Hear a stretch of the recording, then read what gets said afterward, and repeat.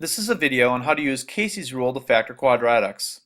Now, why is it important to be able to factor quadratics? Well, when you factor quadratics, you will change a quadratic which is written as a sum to the same quadratic which is written as a product. This is going to help us later on when we're graphing parabolas. Now, Casey's rule said that the diagonals have the same products when you have a generic rectangle. And what she meant by that is if I take 6x squared and multiply it by 5, I get 30x squared. And if I multiply 2x times 15x, I also get 30x squared. So how is that going to help me when I factor quadratic? Let's look at the quadratic expression.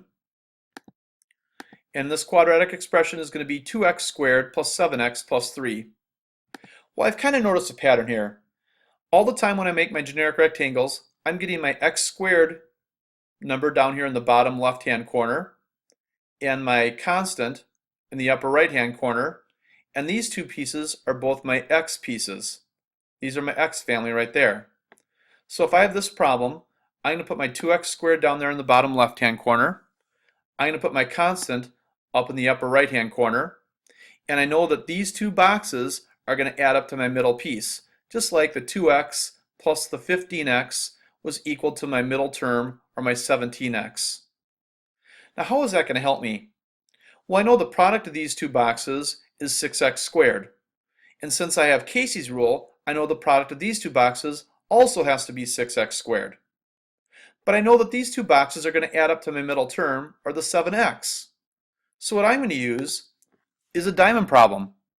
I know that the product of the diamond problem goes up here, and the sum of a diamond problem goes down here.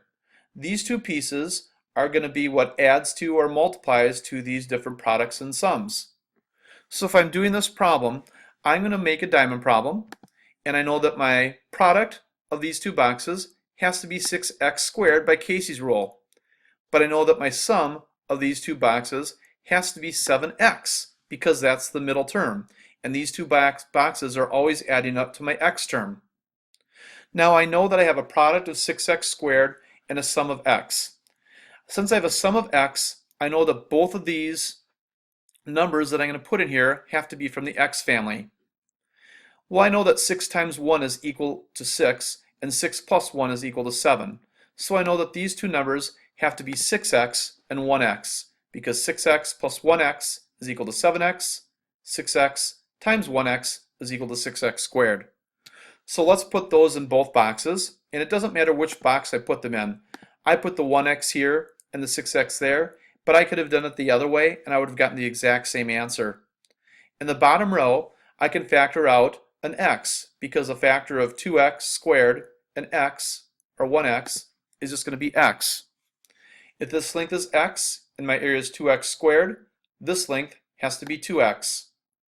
If this length is 2x, and it is because it's a rectangle, this length has to be 3, because 3 times 2x is equal to 6x. If this length is x, and my area is 1x, that length has to be 1. So to write this sum as a product, I can write it either two ways. 2x plus 1 times x plus 3, or x plus 3 times 2x plus 1. Let's look at one more example. This time, I'm going to factor the quadratic expression 5x squared minus 13x plus 6. Again, I start off by putting my x squared term down there and my number term here. My two x terms have to add up to that x term in the middle. So I know that they have to have a sum, since they add up to that, of negative 13x. But I know these two boxes have to have a product of the same product as these two boxes. Well, 5x squared times 6 is going to be 30x squared. So I have a positive product. There's only two ways to get a positive product. Either multiplying two positive numbers together, or multiplying two negative numbers together. So either these two numbers are both positive or negative. Well, if they were positive, I would get a positive sum. So then I know that these two numbers have to be negative, because that's the only way I can get a negative sum and get a positive product. I know that they're both x terms, because this is an x term. So let me think about it. My factors of 30, I list through all the factors of 30.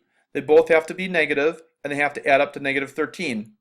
So I know that negative 3x and negative 10x, when I add them together, make negative 13x.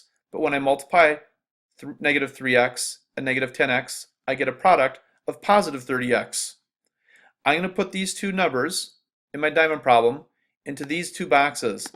And again, it doesn't matter which one I put where. I can put either one of them in either box and it's going to turn out the same way.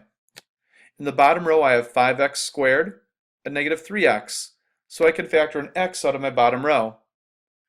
Here, this length is going to be x, but my area is 5x squared. So I know that that length has to be 5x.